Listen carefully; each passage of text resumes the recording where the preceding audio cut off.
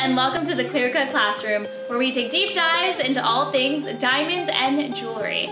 Today we're discussing my 3 tips to make your diamond appear bigger. No matter the size of your diamond, we're always finding ways to want to make our diamond pop and look bigger or just take up more real estate on our finger. My first tip for making your diamond look bigger is an easy one. It's basically just setting your diamond with a thinner band. It's all about proportion. So the thinner your band is, the more your diamond's gonna pop and look larger. That's why our super skinny solitaire has a 1.5 millimeter band and is one of our most popular styles.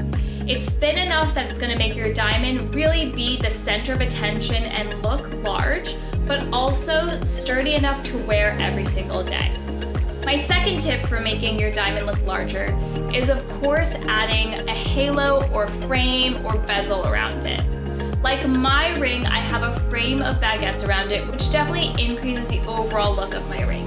You can also add a pave halo, which of course will give it just an overall larger look. Or if you're going for a more modern, sleek aesthetic, then adding just a bezel of metal around your diamond achieves that little boost as well. I always refer to a halo as kind of like a push-up bra for your diamond. It just gives you that extra bit of boost that you're looking for.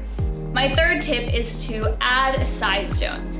Adding side stones isn't gonna increase the look of your center stone, but it really does add to the overall look of your ring. So it's definitely gonna take up more real estate on your finger. So adding trapezoids or half moons or epaulets, it's gonna really boost the overall look of your ring. So whether you love a really skinny band, a halo, or side stones, or all 3, those are all really great ways to give your diamond a slightly bigger look. Let me know if you have any other questions, and class is dismissed.